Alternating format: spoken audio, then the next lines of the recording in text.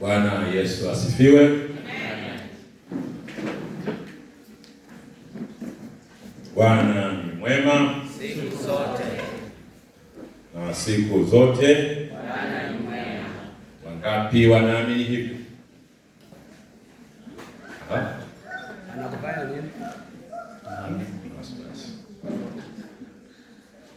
Wangapi wanaamini ya kwamba Bwana ni mwema wakati wote? Haleluya. Ongezeka. Wangapi hawaamini?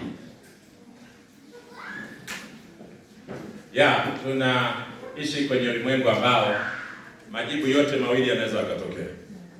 Halo? Yes. Namna maisha yanavyoenda, dunia inavyotupeleka, tumeaminishwa ya kwamba Bwana anaweza, Bwana anatupigania, Bwana anatuwezesha, lakini waweza ukajikuta kwamba kuna mambo yanaenda ndivyo sivyo. Halo? Na ukifikiri hivyo unaona Mungu yupo na unaamini Mungu yupo, unauliza kwa nini Mungu hajafanya hivyo? Ukiulizwa Bwana ni mwema, watu wanasema wakati wote. Unasema nini? Siku ngapi? Zote. Kuna mwingine si rahisi kuitikia hivyo kwa sababu ya uzoefu wa maisha na ukwenda nayo. Ninachotaka kusema ni hivi, hata kama bado Bwana ni mwema. Amen. Uhai ulio nao yatosha. Amen. Kuja kwenye makambi ya mwaka huu yatosha. Amen. Pumzi ulio nayo yatosha. Haleluya. Yes, kuna watu wamelala vitandani, wako mahospitalini, hawajakanyaga hapa. Angalau wewe hata umekula nyumbani hata uji, lakini kuna watu hata huo uji hawaoni, na kuna watu ambao hawajui kesho yao. Wewe unajua japo jambo lako halijatimia. Bwana ni mwema. Haleluya. Na hivyo tunamtukuza Bwana. Nishukuru mchungaji, asante sana. Ninabarikiwa kwa mbele ya uwepo wako na mchungaji mzuri. Halo. Amen. Nzuri kabisa. Karibu mchangamfu. Mnacheka, ninawaangalia mnacheka, kufanya vitu hapa, mnafurahi. Hiyo tu kwangu mimi ni somo zuri. Basi tasonga mbele hivyo. Katika ulimwengu huu watu wanatamani kucheka. Nayo ni tiba. Changamoto ni nyingi. Ninachotaka kuambia wana mkutano. Halo? Yes. Katika maisha haya raha jipe mwenyewe. Haleluya. Katika maisha haya kama kuna jambo linaloweza kunyima furaha yako, mwambie Yesu, ili ondoa kwangu. Halo? Songa mbele kama mtu asiye na tatizo, lakini unajua Yesu wako yuko mbele. Bwana Yesu asifiwe sana. Kwa hiyo hicho ndicho kinachozungumza mchungaji. Mungu akubariki na kutia nguvu katika huduma zako. Lakini basi kanisa zima Mungu awabariki sana. Ninamshukuru Mungu kwa ajili ya wachungaji ambao pia na wakufunzi wenzangu ambao leo pia nimebarikiwa nao katika mafundisho, Daniel Makori na wengine ambao daktari, injilisti. Halo? Bwana wabariki sana. Lakini pia Mungu wabariki walimu wa watoto. Halo? Yaani hao walimu wa watoto msipokaa sawa, mnaweza mkaruhusu wakaja hapa wakataka kuturusha vichura hapa. Alafu ukiwauliza mnafanya hivi koje, wanasema changamoto. Hawa.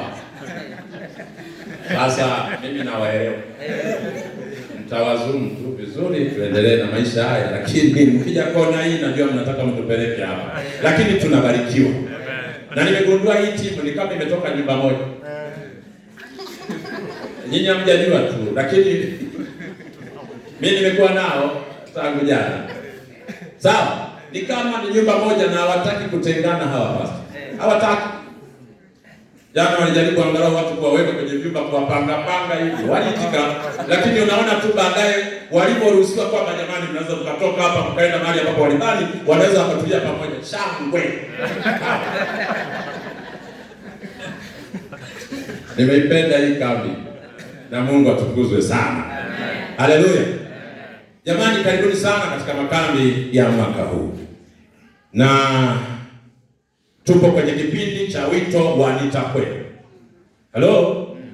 Nilimuuliza mchungaji juzi nikasema nyinyi mnasema nitaenda. Sisi tumezoea nitakwenda, akasema ni hiyo hiyo. Lakini zote ni moja. Bwana Yesu asifiwe sana. nitakwenda na safari hii nitakwenda kujikita katika nini? Nikilenga katika nini? Haleluya jamani, ndio mwendo wetu katika safari hii na miito yetu inayokuja. Makambi haya ni ya pekee sana, na kwa ukweli kama kuna bahati tuliyoipata ni kuwepo kwenye makambi ya mwaka huu. Sasa si niseme asanteni pia waimbaji.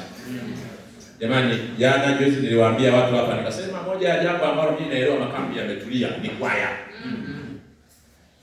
Kwa hiyo ukiimba hapa, ikiwa hapo ujue ni kweli mteja wetu ni Mungu ndiye mwenye kupokea sifa na nini, lakini tupo tunaojumuika. Na mimi ni mmoja wapo nafurahia uimbaji. Bwana Yesu asifiwe sana. Nitakacho kikosa tu hapa ni kuondoka na nyimbo zetu. Kila mtu niruhusu na nimezipenda. Halo? Mkiruhusu tu niondoke nazo kwa kanisa. Mkinibania nitaendelea kuombea. Haleluya jamani. Basi karibuni sana katika neno la Bwana. Haleluya. Tutaanza hapo, mambo yamekuwa mengi leo, naomba tu mtulie. Haleluya jamani. Tulie, msiwe na haraka. Hata hivyo ni makambi, ni sherehe, tumekuja tumekambika. Hata kama unatokea nyumbani, sisi tunashuhudia kwamba umekambika. Haleluya jamani. Ndio maana ratiba zimekuwa hivyo, lakini hatimaye tutakuwa tunasonga mbele katika mwendelezo huu. Kwa nini tujikite katika maandiko? Moja, Yesu anakuja. Haleluya. Yesu anafanyaje? Akitokea huko ambapo waimbaji wameeleza. Wametuambia yuko wapi sasa? Si ndio kweli jamani? Sasa Yesu anafanyaje? Anakuja. Lakini mbili, tunaishi kwenye ulimwengu ambao umejaa jeuri. Umejaa walimu wa uongo wenye kupotosha maandiko matakatifu. Na hivyo hatuko salama isipokuwa tumejikita katika msingi wetu wa neno la Bwana. Bwana Yesu asifiwe sana. Lakini kwa nini tujikite katika maandiko matakatifu? Sasa ni wito ambao unatolewa kwa kanisa. Sasa kwa nini? Jana ambao tulikuwepo hapa nilijaribu kueleza katika yale ambayo Mungu ametamani tuyapate katika makambi haya. Utaona kwamba hicho ndicho ambacho kimepelekea tuwe na hili fungu, na fungu letu kuu hilo hapo na Timotheo ya ngapi? Ya pili, sura ya ngapi jamani? Ya 3 mpaka mstari ule wa 15 mpaka 17, na Mungu ameruhusu tubakie hapo mpaka kambi linaisha. Sasa mafungu ya namna hiyo usikose, kwa sababu ukipita na kipande kidogo uko mbele uelewe. Sasa uone leo nimeshaisha angalau hata nirudi kidogo, jana nimesema nini ili nijue niendelee. Halo? Ndicho kinachofanyika katika mazingira ya namna hiyo. Sasa wapendwa, makambi tunapokuja, moja, tunakusudia ya kwamba ndipo mahala pekee ambapo tunaweza tukapata uamsho. Halo? Tunapata nini? Uamsho. Lakini pia ni katika makambi ndipo tunataraji ya kwamba tupate badiliko la maisha. Haleluya jamani. Badiliko na mtazamo wa neno hili tunatembea nalo katika juma hili. Utaona limeeleza vitu vingi, lakini mwisho linatuita kwenye badiliko hasa. Bwana Yesu asifiwe sana. Lakini pia katika makambi ndipo tunapata misukumo ya namna ya kwenda na kutekeleza ule ambao ndio wito wetu tulioitiwa ndani ya kanisa. Bwana Yesu asifiwe sana. Na ninashukuru Mungu kwamba kazi inasonga mbele. Na nisisahau jamani, nawaletea tu salamu tena familia yangu inasalimu. Amen. Haleluya. Amen. Natangaza nina familia. Nikasema huyu, najua kuna watu hapa, basi najua leo kuna introduce kweli watu kufahamiana. Kweli kuna watu kufahamiana. Kuna watu mtahubiri mpaka mwisho hapa wanauliza, huyu anahubiri lakini ameoa? Ana familia? Sio nimeoa, nilishaoa. Na nina familia. Kwa hiyo mimi ni mzee katika wazee wa familia. Haleluya. Amen. Kwa kweli. Na nimefika hapo na Mungu anisaidie, nilishaoga na sioi tena. Amina. Sioi. Unajua ni mtihani sana pastor. Yaani wewe uliongea na mke wako yule wakati unaona sema nakupenda. Enzi zile neno hili lilikuwa rahisi tu. Mtu mzima unafika hatua si unaongeaje kwa mtu tena nakupenda.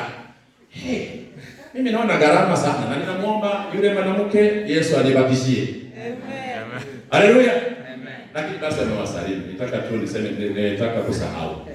Haleluya jamani. Amen. Ninashukuru sana. Sasa wana na binti za Mungu, kwa nini kujikita katika maandiko nini jamani? Matakatifu na kulenga katika nini? Utume. Timotheo hapa ameanza kwa kutuambia, na nimependa nianzie hapo nisiende mbali.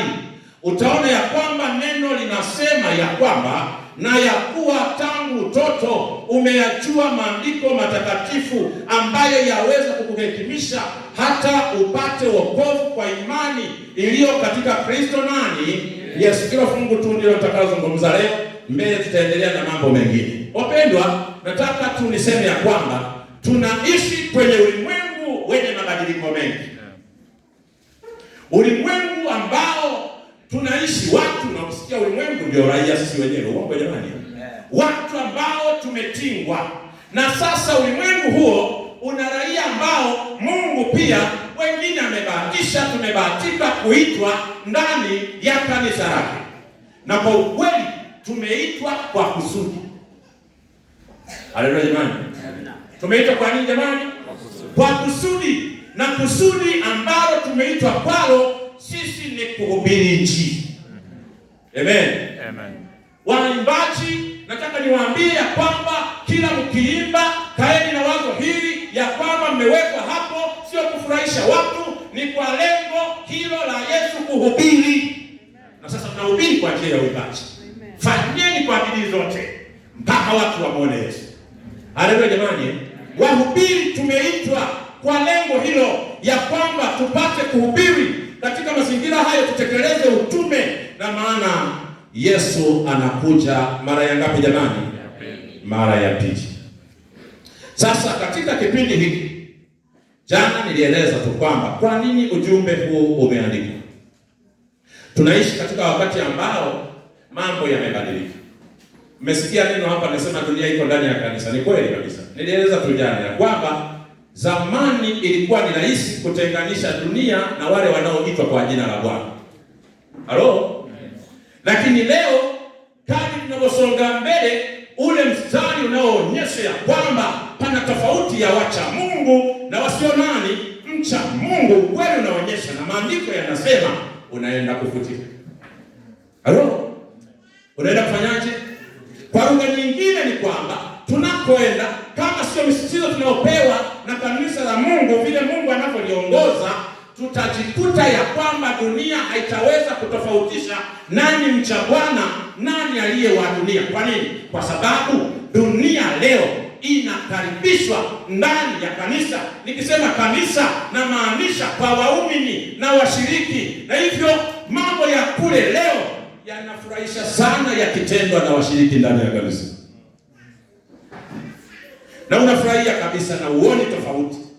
Na hivyo kumekuwa kama kuna mabadiliko. Ile juhudi ambayo ilikuwa kanisa iende kule nje iulete ulimwengu, na ambacho kingeleta ulimwengu ni ile tofauti ya watu wanaomjua Mungu kwenda kwa watu wasiomjua nani?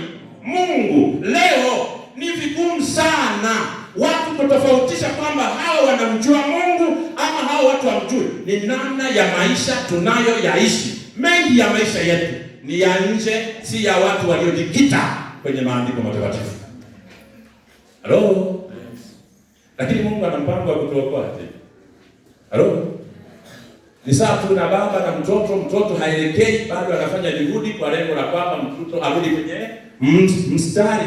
Na nataka niwaambie habari njema ni hii. Bado Mungu hajatamani kutuacha.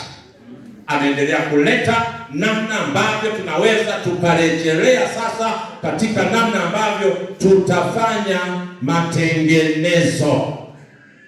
Leo baada ya kuitwa katika utume halisi, na utume wetu wapendwa si mwingine, utume wetu ni ule ambao upo katika kitabu cha Ufunuo sura ya 14 mstari wa 6 mpaka 12 unaoitwa ujumbe wa malaika wangapi? Na huo ndio tumeitwa tuutekeleze. Lakini ukweli unaonyesha ya kwamba wale waliokusudiwa wapeleke ujumbe, wapendwa, tumetingwa, tumebanana, hatuna muda, na hivyo mambo yanazidi kubadilika. Hali ni mbaya. Badala ya kujikita katika neno, watu tumebadilisha vipaumbele. Halo, wakati wa neno la Mungu liwe namba ngapi? Moja. Leo vile vitu ambavyo vingefuata kutoka kwa neno ndio vimechukua nafasi ya ngapi? Ya kwanza. Leo watu tumejikita kwenye utafutaji. Uongo kweli? Unatafuta nini? Fedha ni mbaya. Leo watu tunafanya juhudi zote za kupambana kila siku kutafuta elimu. Halo, nini? Fanya juhudi zote kutafuta nini? Elimu. Nauliza, elimu ni mbaya? Leo badala ya kuwa na kipaumbele cha kupeleka ujumbe na kujikita katika mazingira hayo mengine yafuate, leo wengi tuko ndani ya kanisa, lakini tumejikita katika namna ya nimiliki nini katika maisha haya, nitafute gani, niwe na nyumba, niwe na nini, walau watu waniite, wajue uwepo wangu. Lakini wakati huo kumiliki ni kubaya. Sio kubaya. Halo, ninachotaka kusema ni kwamba tuna mambo mengi ya kufanya, na kwa kweli tunafanya, lakini ukweli wapendwa, habari iliyoko mbaya ni hii: tumeyapatia nafasi ya kwanza na tumeacha nafasi ambayo Mungu alitaka tufanye, kupeleka ujumbe. Na ndio maana wito unatolewa katika kanisa la Mungu duniani ya kwamba saa imefika, wapendwa, turejee katika maandiko. Na hivyo tuliposoma katika Timotheo, ni kama Timotheo anaambiwa turudi kwenye misingi. Haleluya. Turudi kwenye nini jamani? Ninachotaka kusema msingi ambao kwa huo kila kitu kinasimama, si kitu kingine isipokuwa ni neno la Bwana. Timotheo aliishi kipindi ambacho wasi ulikuwa ukiingia kanisani taratibu, lakini kwa hakika. Timotheo aliishi katika kipindi ambacho walimu wengi wa uongo walikuwa wamejaa. Halo, wengi sana wanapotosha maandiko. Nini jamani? Na hili wala aliko mbali, hata ndani ya kanisa leo tuna walimu wengi wanapotosha, na nataka nikwambie, yule usiyemdhania ndiye anaweza akakudanganya. Usalama ni kusimama kwenye neno. Halo, lakini Timotheo aliishi pia kipindi ambacho waumini nao waongoza, wapendwa, wameamua na wanafanya maisha ambayo ni ya kupatana na ulimwengu, wanashirikiana na ulimwengu, na kwa sababu hiyo kazi ya kuweza kuleta ulimwengu ndani ya kanisa kwa maana ya kuongolewa na neno, wengi najikuta ya kwamba wanavutwa na nini jamani? Ulimwengu. Mambo mengi yasiyo ya ndani ya kanisa hili yamejaa ndani ya kanisa. Wapendwa, yote haya yanatokea kwa nini? Kwa sababu hatujikita katika neno la nani. Na hayo yakiingia na kuruhusiwa yakakaa, utume hautaenda. Halo, utume hautafanyaje? Hautaenda. Timotheo, Paulo alikuwa na mzigo mzito sana, na ujumbe aliokuwa anauandika kwa Timotheo hapa, utauliza alikuwa wapi? Hakuwa mahali penye starehe. Hakuwa ameandika barua nyingi, lakini hii ni barua ya mwisho, Timotheo ya pili. Anaandika akiwa gerezani. Halo, anaandika akiwa gerezani, ndipo anamkumbuka Timotheo kwamba Timotheo, ufanye 1, 2, 3. Amefungwa, na sio tu kifungo cha mtu atakayetoka, lakini ni kifungo cha mtu kunyongwa maisha, manaka na kufa. Halo, akiwa katika hatua hii, habari ninavyomshangaa Paulo ni hivi: hasumbuki na kufungwa kwake, hasumbuki na kunyongwa kwake. Mzigo wa Paulo ulikuwa ni hatima ya kanisa siku za usoni. Halo, Mzigo wa Paulo ni kanisa linaenda wapi? Akaamua kuandika ujumbe kwa Timotheo, na ujumbe anaomwambia Timotheo ni huu: Timotheo, unaishi katika kipindi cha walimu wengi wa uongo. Unaishi kwenye kipindi ambacho uasi mwingi unaingia ndani ya kanisa. Unaishi kwenye kipindi ambacho washiriki wameamua kupatana na ulimwengu, na hawa ndio unaoongoza. Na nikikutazama wewe ni kijana uliyejitoa kwa Bwana, lakini ni kijana mdogo, na anaona kwenye maisha ya huyu kijana, anaona hofu, mashaka, namna ya kukabiliana na mambo ni changamoto. Paulo anaamua kumkumbusha nini cha kufanya. Anasema haya yatatokea ndani ya kazi yako, lakini usalama wako ni mmoja: umeyajua maandiko tangu utoto wako. Na kwa kuwa umeshayajua maandiko tangu utoto wako, sina mashaka kama utasimama katika hayo, hakuna kitakachokubadilisha. Watu wa Mungu, ni uraifu hapa kambi ni hivi: ikiwa tutasimama katika neno la Bwana na tumedhamiria lituongoze, upepo ni mwingi, mambo ni mengi, hatutabadilishwa. Na kwa sababu hiyo anamwambia tu ya kwamba wewe, kabla hujaingia kwenye uchungaji, ulifundishwa neno. Halo, wewe hujaingia chuoni, ulifundishwa nini? Kabla hujaingia mimbarani na kuhubiri, ulifundishwa nini? Neno. Kila kitu unachokifanya, hata hujaingia kanisani, ulifundishwa neno. Habari inatuambia Timotheo alikuwa ni moja ya vijana ambao, kama utatafuta kwamba walilelewa katika neno la Bwana, basi ni Timotheo. Akianza kwa bibi yake Lois, lakini pia inakuja kwa mama yake Eunice tunamwita, akamlea na kwa ukweli akaleleka akawa mchungaji. Paulo anamwambia utaona mengi, ni jambo moja lilo nalo: simama kwenye yale uliyojifunza tangu utoto. Na mimi nawaambia watu mlioko hapa, simameni katika neno la Bwana. Amen. Wito uliokuwa unatolewa hapa ni wito wa uamsho. Bwana Yesu asifiwe sana. Ndicho kinachofanyika katika mazingira haya, na nini ambacho tulikuwa tunajifunza kutoka jana ni kwamba turejee kwenye misingi ya neno la Bwana. Bwana Yesu asifiwe sana. Neno ndilo linalotubadilisha. Haleluya. Neno ndilo linaloweza kutuonya. Neno ndilo linaweza likatupatia matumaini. Neno ndilo ambalo linaweza likatusimamisha katikati ya dhoruba. Wakati wengine wanaangushwa na dhoruba, sisi tutasimama. Ni neno linaloweza kutuambia ya kwamba hata kama unateseka, hata kama unaumwa, hata kama una shida, hata kama una changamoto maishani, bado Yesu yuko mbele yako. Songa mbele ukimtumaini neno. Na hivyo ikabidi arejeshwe hapa mahali ambapo atasimama, na kwa kweli huo ndio ulikuwa usalama wake. Kwa lugha nyingine, alikuwa anaambiwa usiliache neno. Wakati fulani vijana tunatoka nyumbani kwa wazazi waliotulea, unaenda shule, nenda chuo, wewe inaonyesha utafiti wengi, mtu akitoka nyumbani ni kama anasema nilikuwa nachelewa wapi, wazazi walikuwa wanakuhamisha. Akifika huko anabadilika. Sio hivyo. Halo? Ni mwingine, hata ukisikia taarifa zake unashangaa. Wapendwa, nataka nikwambie ya kwamba wito unatuita tubaki katika neno. Haleluya. Amen. Nataka nikwambie kuna faida kama tabaki katika neno, na kuna watu ambao neno liliwasaidia. Kwa na jana si tu kwamba vijana, nilisema hapa nikasema ujumbe unaenda kwa vijana, namna ya kusimama kwenye neno. Na vijana nataka niwaambie, Mungu amewekeza kitu kwenu.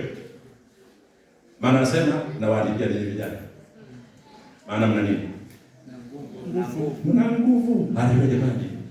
Kama kuna kitu ambacho Mungu amewekeza kwa vijana, ni nini jamani? Nguvu. Na ibilisi ni kama anajua ya kwamba nguvu hizi zitatenda mambo makuu kwa ajili ya Bwana. Anachotufanya ni kutuchezea tubadilishwe, ili hatimaye tufike. Bwana asifiwe. Amen. Hiyo ni imani kama hiyo.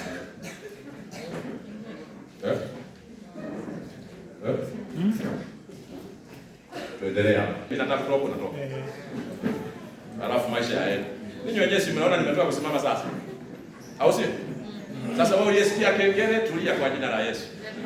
Ili tunenya. Bwana Yesu asifiwe sana. Tutatoka tu niombee. Amen. Nashukuru mgonga kengele, nadhani utaratibu utawekwa vizuri.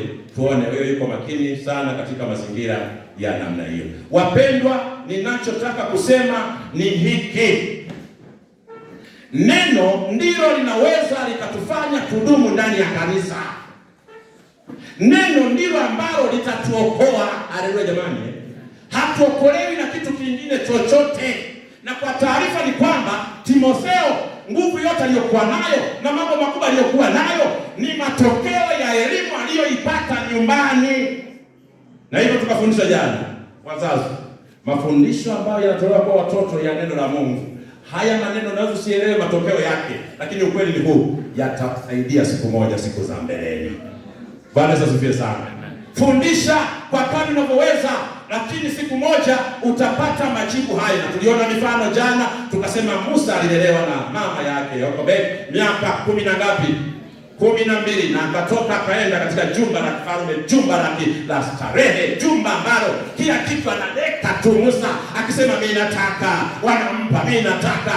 Ni kimsingi ni kwamba ni jumba lenye starehe zote. Hata unashangaa Musa anatoka baadaye anasema siwezi nikaendelea kuishi humo wakati ndugu zangu wanateseka. Haikuwa rahisi rafiki yangu. Ilikuwa ni maisha ya starehe kama mbinguni. Lakini kwa sababu ya neno aliyojifunza miaka ya nyuma, lilimsaidia kutofautisha mahala alipo kwamba si mahali sahihi. Yusufu pia anaenda eneo la starehe. Ni kwenda kama mtumwa, lakini alipoishi maisha ya Misri ni maisha ya starehe yenye mambo yote. Nilipokuwa nasoma kisa chake kinasema alipoingia Misri dunia ilikuwa mbele yake. Halo, ulimwengu uliletwa mbele yake, achague kuendelea na Mungu ama endelee na dunia. Habari njema anasema kamwe kwa mafundisho aliyojifunza nyumbani hakukubali kuacha tunu yake, akasimama. Na ndio maana hata alipoletewa lile jaribu, jaribu si mnalielewa? Ya yule mshangazi, kule Tanzania ta mshangazi.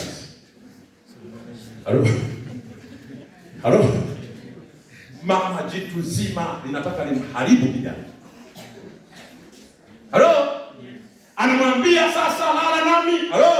Lala nami na nini? Huyu ukiangalia mazingira naambiwa hawakuwepo wengine wowote, walikuwa kwenye chumba. By the way, yeye ndiye mfanya usafi huko ndani, na hivyo hata akifanya lolote huko ndani akitoka watu wanajua alikuwa kwenye mtini. Kwa hiyo lakini nataka nikwambie kwamba kama ingelikuwa wewe sijui ingekuaje. Ilikuwa tu jamaa atazame, moja, niko utumwani, lakini mbili, niko chumbani. Hata hivyo nani anaona? Na huyu mama akakomea pale, ni kama anasema ukikataa leo nimeharibu kibarua chako. Na umeambiwa Yusufu aliaminiwa. Alipewa zile zote kwenye lile chumba. Acha tu apige. Anasema alipofika pale ametishiwa na ya kwamba kama itakuwaje utafanya lolote, nitapiga kelele, lazima leo kieleweke. Na mimi nilikuwa na vijana nauliza, ungekuwa hapo wewe ungefanyaje? Kizazi. Najua tungejipatia majibu tunaojifariji nayo, nasikia hata Mungu anajua. Mungu. Alafu cha pili ungetazama wapo washiriki wa New Life? Eneo nilipo wapo washiriki hapa? Hakuna. Yupo mzee? Hakuna. Yupo mchungaji? Hakuna. Hivi yupo nani? Hapa. Hamuna. Sasa kieleweke hata hivyo mara moja tu, si nimepita. Haikuwa kwa Yusufu, maana amelelewa katika neno la Bwana. Yeye wakati wengine unaona washiriki wa New Life, unaona si watu wanaokufahamu, majirani, wachungaji, wazee, yeye haoni hawa, anaona Mungu mbele yake. Na ndio maana anasema nifanyaje nini? Baya huu ni mkosee nani jamani? Kwenye ulimwengu wao wanasema mshamba huyu. Shamba sana. Unasemaje ni mkosee Mungu? Mungu yuko wapi hapo? Unaona ujinga udini umekupeleka pabaya. Na tunaishi kwenye ulimwengu ambao mtu akiishi kwa neno anaonekana kama mshamba, haelewi. Na niwaambia kwamba acha ulimwengu tuone hivyo. Acha ulimwengu tushushe viwango, lakini wakati dunia inatushusha viwango, hata kwa sababu tumeamua kusimama katika neno la Bwana, mbingu zinatuinua. Binti, simama katika neno. Kijana, simama katika neno. Mzee, simama. Wazee, watumishi wa Bwana, tumeitwa kwa kazi maalum. Usalama wetu ni kusimama katika neno la Bwana. Amen. Bwana Yesu asifiwe sana. Hiki ndicho kinachozungumzwa hapa katika mazingira ya namna hiyo. Wapendwa, moja ya jambo ambalo dunia inatazama, vikwazo vinafanya dunia isiingie ndani ya kanisa. Halo? Yaani vikwazo vinafanya watu kule wasiingie. Maana matazamio ya kanisa ni kuona dunia yote sasa watu wanaongolewa. Wanakuja wapi jamani? Kanisani. Na tusipowaona tunasema ni wagumu, sio? Lakini wakati huo dunia nayo ina matazamio yake. Wangapi wanasikia kitu? Nakusikia. Dunia nayo inatazama kuna kitu. Wakati kanisa linatazama nani aje, tunafanya juhudi zote na dunia imetulia pale. Si kwamba haielewi hili ni kanisa la Mungu, sio kwamba haielewi Yesu anakuja, sio kwamba ukitoka kanisani hawaelewi kwamba umetoka kwenye kanisa lipi. Ni kweli unahubiri Sabato, ni kweli unahubiri amri za Bwana, watu wanajua. Lakini jambo moja kwao ambalo ni kikwazo, wakati wewe unatamani waingie ndani ya kanisa na hawaingii kwa wakati, dunia na yenyewe huko inatamani kuona mabadiliko kwa washiriki walio ndani ya kanisa. Maana yake sasa, ndio maana hapa Paulo anasema tangu utoto umeajua maandiko ambayo sasa hayo yaweza. Halo? Amen. Yaweza kufanya nini? Yaweza kukuhekimisha. Maana yake ni nini? Kwamba kama kuna kitu ambacho kitaweza kutupatia ufahamu katika ulimwengu huu, ujuzi katika ulimwengu huu, hakuna kingine isipokuwa ni hekima ya mbinguni, na hiyo ni neno la Bwana. Haleluya jamani. Amen. Hicho duniani hapa ni kweli tunasoma, ni kweli tunatafuta hekima. Maana ya hekima hapo kusoma tafsiri zake ni ufahamu, ujuzi, namna ya kuweza kuunganisha, kutofautisha mambo, ni kweli. Lakini elimu zote za dunia huwa zitaishia hapa kwa faida za hapa. Hiki kinachozungumzwa hapa ni elimu iliyo zaidi ya elimu ya hapa, ni elimu ambayo inahamisha mawazo, mielekeo, kutupeleka ya kwamba sisi kwetu ni pale. Hiyo ndio inaonekana imekosekana leo kwa watu tulioko ndani ya kanisa la Bwana. Na hivyo wito uliotolewa hapa, Mungu ametumia kanisa, anasema na tujikite sasa katika neno la nani jamani? Tunataka tupeleke ujumbe, maana ndio wito wetu. Ni kweli, lakini dunia haiwezi kuitika ikiwa neno halijatubadilisha. Amina. Paulo alichokisema kwa Timotheo ni nini? Kabla hujahubiri, neno lilikuhubiri. Unakumbuka? Ni kama Timotheo anaitika. Wapendwa, ili tukahubiri, neno lituhubiri kwanza. Haleluya. Amen. Unataka dunia iache kuasi, iache kuvunja amri za Mungu, nawe hubiriwa na neno hilo, acha kuvunja amri za Mungu. Nataka kuwaambie watu watoe zaka. Wewe neno halijakusaidia kwamba kuna zaka. Nataka watu waache uzinzi. Halo? Wewe mwenyewe uzinzi ndio mstari wa mbele. Na kwa kweli Mungu atusaidie watendakazi wa Bwana. Tunaishi kwenye kizazi ambacho, halo, hata wale waliotazamiwa kusaidia wengine jinsi gani wamuone Yesu, wamejihusisha kwenye matendo ambayo kimsingi wale tunaoongoza wamekata tamaa. Kama hawatasoma neno wataisha. Nakula kondoo. Halo. Nakula nini? Kondoo. Nafahamu kula kondoo. Nazichunga. Ukizichunga unasema sasa hizi kondoo ale shetani mwenyewe zimenenepa, zimenona. Ngoja nionjepo na unaonja. Hatuwezi tukaenda kuhubiri kwa maisha haya. Halo? Hatuwezi tukafanyaje jamani? Wapendwa, Mungu anatuita turejee katika misingi ya neno la Mungu. Turejee, kwa lugha nyingine tunaitwa kwa uamsho, na uamsho huu hauwezi kutendeka isipokuwa tumejikita katika neno la Bwana. na hatuwezi tukahubiri. Kanisa ambalo halijajikita katika neno la Bwana haliwezi kwenda kuhubiri katika ulimwengu. Mungu atusaidie sana. Haleluya jamani. Wapendwa, anaposema laweza kukuhekimisha, maana yake anasema neno lina mamlaka. Halo? Lina power. Lina mamlaka, ni zaidi ya nguvu, lina mamlaka ya kuweza kuamuru na mambo yakatendeka. Hekima tunayoipata hapa ni hekima ya mbinguni ya kufahamu neno la Bwana, na kwamba baada ya kufahamu neno la Bwana kusudi lake ni nini? Tupate wokovu. Amen. Wapendwa, tuko hapa kwenye makambi haya, nimeacha shughuli zenu, mumeomba ruhusa, nimetulia tu hapa, si kwamba hamna kazi. Nafahamu ni watu ambao tunapambana kila siku, na wakati fulani tukionana kanisani asante, lakini tukitoka kanisani kama tunaonana mitaani, unaweza kusahau huyu ndio mshiriki tuliokuwa naye kanisani. Maana tunapambana, tumetimbwa, lakini wiki hii mmeamua kuketi hapa. Nataka nikwambie sio bure, ni kwa kupa hapa kwa makusudi moja, tupate wokovu. Ni neno litakalotupatia wokovu. Hatuna kitu kingine. Bwana asifiwe sana. Ndicho na anasema sasa tuwe na imani tupate wokovu ulio katika Kristo. Nani jamani? Yesu Kristo. Hekima hii ndiyo ambayo inaweza ikatusaidia tupate kuishi maisha yaliyo sahihi. Haleluya. Maisha yaliyo namna gani jamani? Sahihi. Zipo hekima za duniani, lakini wengi katika walio na hekima za dunia hawajafika kuishi maisha yaliyo sahihi yanayopatana na Bwana, maana taifa asitupeleke mbinguni. Lakini hekima hii ni hekima ya ukombozi. Haleluya. Hekima ya ukombozi. Kanisa leo lina taarifa nyingi. Kanisa leo lina semina nyingi. Halo. Kanisa leo lina vitu vingi vyenye kufaa, lakini lichokikosa ni kimoja. Ni hekima ambayo msingi wake ni neno la Mungu. Na kwa sababu hiyo hatuwezi tukatarajia kupata kitu kinaitwa nini jamani? Wokovu. Na Mungu anataka tuokoe sasa. Na kwa sababu anataka tuokoe, wapendwa, tunapaswa turejee katika misingi.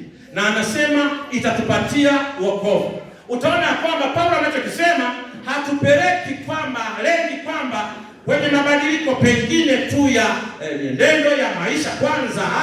Hatupeleki kwenye mazingira mengine, anatupeleka kwenye wazo la kukombolewa. Amen. Amen.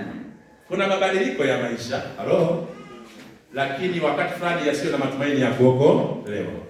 Lakini basi wakati kubadilika kwa maisha ni muhimu, bado tujue ya kwamba Mungu anataka tukomboe. Yaani tuwe delivered, tuwekwe huru. Haleluya jamani. Mungu anataka kurejesha watoto wake tuliokamatwa katika mikono ya Ibilisi, na hakuna chenye kuturejesha mpaka turejee kwenye neno la Bwana. Bwana asifiwe sana. Wapendwa, nipende tu kusema ya kwamba wokovu upo. Mwambie jirani, wokovu upo. Na wewe unao wokovu. Wokovu inawezekana kupata, maana upo. Haleluya. Amen. Na huo ni imani katika Kristo Yesu pekee yake. Haleluya. Amen. Wokovu unapatikana kwa Yesu. Na Yesu naye mzungumza hapa ni kama Yohana 1:1 anapoeleza yeye ndiye neno. Neno ndilo lilojaa wokovu wetu. Nimalize kwa kusema kwa muda huu usiwapeleke. Utafiti unaonyesha wengi tuko ndani ya kanisa tumekuwa na matendo ya dini. Halo? Tumekuwa na nini? Matendo ya dini. Ni wanadini tuliotulia na tuna matendo ya nini? Ya dunia. Yaani kuna mtu ni jasiri kabisa kutoa zaka na nini? Na sadaka. Lakini nenda kwenye uhalisia wa maisha yake, hajawahi kubadilishwa na neno la Bwana. Na hata unajiuliza anatoa kwa sababu anazo nyingi?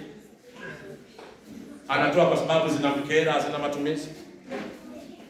Maana kwa nini awe na uwezo wa kutoa zaka na sadaka, lakini ukiingia kwenye uhalisia wa maisha, namna anavyosemwa, jamii inavyomfahamu, haiendani na maisha ya mtu anayefahamu neno la nani? Wakati wa kutoa zaka na sadaka ni jambo la muhimu. Nataka nikwambie, Mungu hanunuliwi kwa zaka na sadaka ikiwa hatuko tayari kubadilisha na neno lake. Na kumbe haya yote lazima yaende. Hayo ni matendo ndio. Lakini basi unakuta waimbaji samani sio nini? Halo. Mtu anaimba baadaye asifiwe sana. Sasa sijasema kwaya, sema kwaya ni nyimbo za mitauni. Haleluya. Hizo zinatugusa wote. Amen. Na mimi ni mwimbaji wa hapo. Pastor nikiwa kule mimi ni mwimbaji mzuri, lakini kwa siku hizi huwa naingia sana hiyo. Afadhali wewe angalau unaangalia mimi muda nimejikuta tu hii ya pamoja ile kubwa ile. Ndio naimba, nikifika nikaanza kufundisha mpaka niimbishe nyimbo hata 3 ngapi. Tuimbe alafu tufundishane, maana napenda kuimba pia. Halo? Lakini ukweli nataka nikwambie, tunaimba nyimbo lakini hatujatoa kikamilifu maisha yetu kwa nani? Unaona Njemba inaimba nyimbo. Siku moja niko hapa chuo cha Arusha, halo? Niko pale, unaona watu tumekaa pale, ipo katika mazingira ya ibada. Kulikuwa na jamaa akisimama kuimba nyimbo za kitabuni. Alikuwa anatokea Kongo yule bwana akiimba. Unaona kanisa zima ni kama linataka kwenye nyumba hivi. Na yeye mwisho anapomaliza anaalika imbeni na mimi. Watu wanaimba wapendwa, lakini ukweli pamoja na msiko wote ule. Tuliza maisha. Mungu atusaidie sana. Halo? Leo tuko ndani ya kanisa tunalinda mafundisho. Halo? Na huo ndio wajibu wetu, Lakini muda wa kujitoa. Halo? Hatuna maombi nyumbani, hatujishughulishi hata kanisani. Kuna mpango wa kuja kwenye maombi, vipindi vya majuma vile hakuna, maombi nyumbani hakuna na kila kitu. Lakini kimsingi ni kwamba ukifika katika namna ya kulinda mafundisho, unalinda kweli kweli. Hilo sio jambo baya. Lakini anyway, anatuambia jambo hapa. Bwana Yesu asifiwe sana. Amen. Anatuambia ya kwamba it is not enough to know the truth. We must be converted by the truth. Kwa hivyo haitoshi, halo, kufahamu nini? Lakini lazima hiyo kweli ifanyaje? Itubadilishe. Na wote ukweli wote. Kama ninajua kweli lakini kwenye maisha yangu haijanibadilisha, bado nina safari. Bado sijapiga hatua. Wapendwa, katika kambi hili Mungu anataka kweli tuijue, lakini tubadilishwe. Na tukibadilishwa twende duniani tukawaambie matokeo ya neno lilivyotubadilisha. Amen. Kwamba nilikuwa mwizi, sasa siibi. Nilikuwa napiga mke, sipigi sasa. Nilikuwa nakula zaka, siri. Nilikuwa nakunywa pombe, sasa watu wanasema amen. Yesu anatenda kazi. Haleluya. Ndicho kinachosemwa hapa. Lakini pia anarudia pointi nyingine hapo ninapomaliza. Anasema a profession of religion is worthless without a living faith in Christ. Kuna kwamba ukweli tuna taaluma nyingi, tunafahamu mwingi. Bwana Yesu asifiwe sana. Tuna elimu nyingi kuhusiana na dini na imani, ni kweli. Lakini hiyo haitoleta maana yoyote na haina faida yoyote ikiwa katika maisha yetu, halo, hatuiishi imani hiyo katika Kristo Yesu. Na hiki ndicho Timotheo anachoambiwa katika mazingira haya. Maana yake ni nini? Neno linatuokoa ili twende tukapeleke ujumbe. Amen. Niokolewe halafu nifanyaje? Nipeleke nini jamani? Hatuwezi tukapeleka ujumbe ikiwa bado neno halijatuokoa sisi kwanza. Na kwa kweli haileti maana. Bwana asifiwe sana. Na kwa sababu hiyo wapendwa, tunapozungumza swala la wokovu, sio tu kuikwepa dunia, sio kutoka tu katika ulimwengu, lakini maana ya wokovu wapendwa ni kuokolewa, kuwekwa huru, kuwekwa salama kwa ajili ya maisha mapya katika Kristo. Nimeipenda hii. Halo pastor. Hii New Life hii, nataka niwaambie mlioko hapa ni New Life ina maana kubwa sana. Kama mlibeba kama jina, leo kwenye makambi na wakumbusha, hii ina uzito. Mtu akisikia huko New Life anakuja kwa moyo wote, anayetaka kupumzika, kumwelewa Yesu kwamba ninapata mahali ambapo nitatulia. Haleluya, nakutana na Yesu. Akisikia hilo jina atakuja hapa akitaka utulivu na uendana na hilo jina.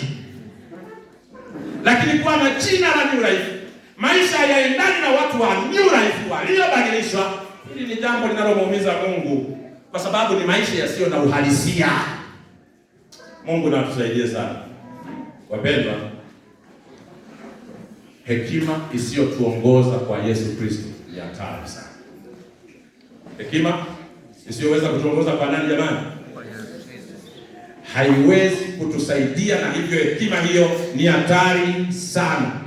Shughuli za kanisa bila wokovu, wapendwa, ni udanganyifu tu ulio wa kiroho. Lakini nataka nikwambie kwamba kwa nini huyu anasema yaweza kupatia wokovu ulio katika kwa njia ya imani iliyo katika Kristo Yesu. Anataka tuwatulete watu wa Mungu ya kwamba imani ni njia, haleluya, ni mfereji kutupeleka pale Yesu alipo. Hebu tuwe na imani katika maisha haya na Mungu atatenda makuu katika maisha. Ulimwengu hauna wasiwasi na ujumbe wetu. Haleluya. Hauna wasiwasi. Wala hauna wasiwasi isipokuwa wasiwasi wa ulimwengu tunaotaka kuendea leo ni uzoefu wa maisha tulio nayo. Hilo ndio shida. Na kwa ukweli wito katika makambi haya, hebu Mungu na atusaidie sana. Nini cha kufanya tunaweza kufanya hapa sasa? Moja, kama ingekuwa ni ombi pekee, hata kwa somo la leo na katika makambi haya, ni hivi: Bwana, badilisha maisha yetu. Haleluya. Fanya nini? Badilisha nini? Maisha yetu. Na kwa kweli maisha kama yamebadilishwa, kupeleka ujumbe sio shida. Na nataka niseme ya kwamba mchana wa leo, ndugu yangu, toa maisha kwa Bwana upya. Kuwemo kwenye vitabu vya ushirika ni moja, lakini kutoa maisha upya kwa Bwana, kuwa na mahusiano na Mungu ni jambo lingine. Haleluya. Na kwa taarifa yako, huo ndio wito mchana huu wa leo. Mungu ametuita tuwe watenda kazi wake. Lakini anaona tuna changamoto, anaona kuna shida. Tutakamilisheje kazi? Anataka kututengeneza. Timotheo alitengenezwa na neno la Mungu kabla hajafanya kazi. Na sisi Mungu anataka neno litutengeneze. Ndio maana kujikita katika neno. Tukile katika nini jamani? Kinachotengenezwa maana yake kimefanyaje? Kinachotengenezwa maana yake kimefanyaje? Kimeharibika. Wapendwa, wangapi wanaohisi kwamba kuna uharibifu kwenye maisha yao? Mimi wa kwanza. Wangapi wanaohisi kwamba kwa kweli kuna mambo yameharibika kwenye maisha? Mungu atusaidie sana. Ndio maana leo kuna kitu kinaitwa uamsho na nini jamani? Kwa nini? Kwa sababu Mungu anajua kuna mambo yameharibika, lakini kwa taarifa ni hii: Mungu pamoja na kuharibika kwa mambo yetu bado anaona thamani yetu na ana mpango wa kutuokoa. Wewe dada uliyeko hapa, Yesu anaona thamani. Wewe baba uliyeko hapa, Yesu bado anaona thamani. Wewe kaka uliyeko hapa, mzee, wewe mama, mwanaume, mwanamke, watoto, Yesu anaona thamani yake kwetu. Na hivyo si tu kwamba anataka waokoe wengine, anataka wafaidika na wanufaika wa kwanza katika swala la wokovu tuwe sisi wenyewe. Mungu atubariki. Mungu atutie nguvu. Tusimame katika neno la Bwana. Maisha yetu yabadilishwe na Yesu. Hakuna kitu kingine kinachoweza kutubadilisha isipokuwa ni neno la nani jamani? La Mungu wetu wa mbinguni. Ni wangapi wanaosema Mungu tubadilishe? Na kwa sababu ndio nia hiyo, naomba usimame nami. Mungu akubariki sana. Haleluya. Naomba usimame nami katika wakati huu.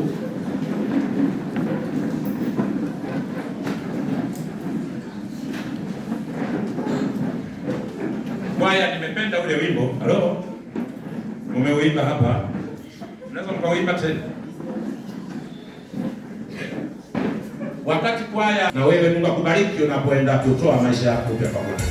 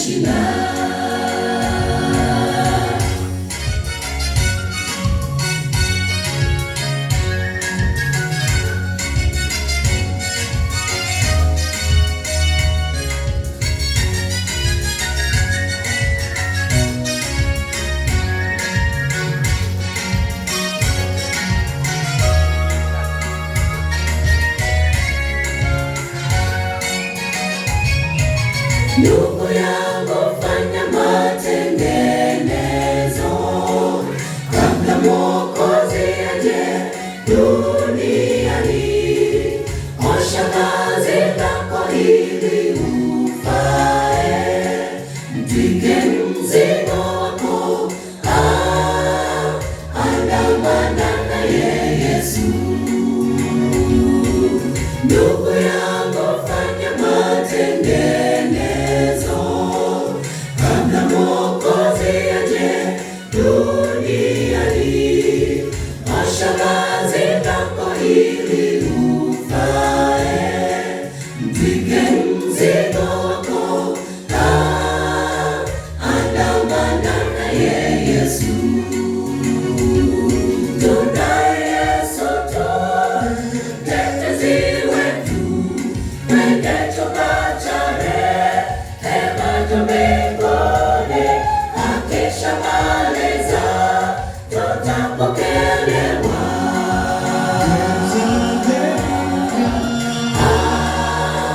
Haleluya, tumeshinda. Tunaye Soto, mtetezi wetu, kwenye chumba cha rehema cha mbinguni. Akishamaliza tutapokelewa.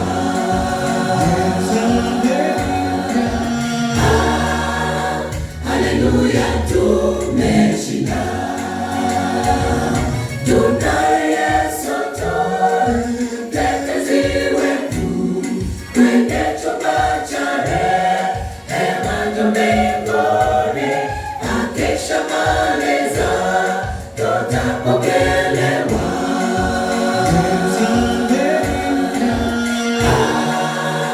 Haleluya, tumeshinda.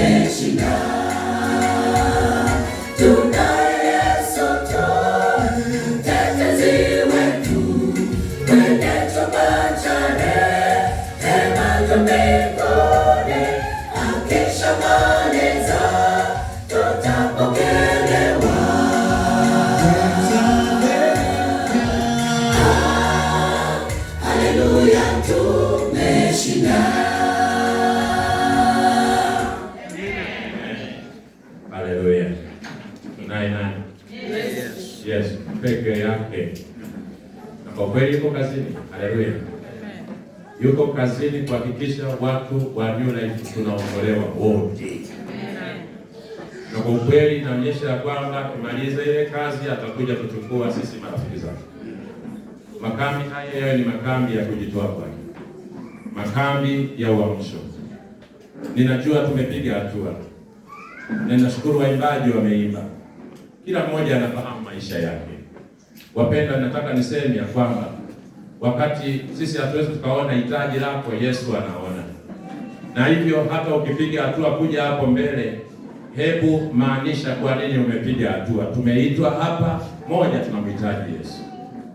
Lakini katika maisha haya tunahitaji mabadiliko. Na katika maisha haya tunahitaji tujitoe kwa kazi ya nani? Ya Mungu wetu wa mbinguni. Maana Yesu anakuja. Mungu atutie nguvu.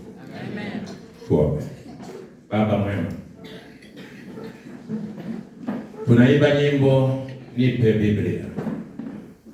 Mchana wa leo tena ninaomba tupatie Biblia. Lakini zaidi sana tupatie Yesu kupitia maandiko hayo.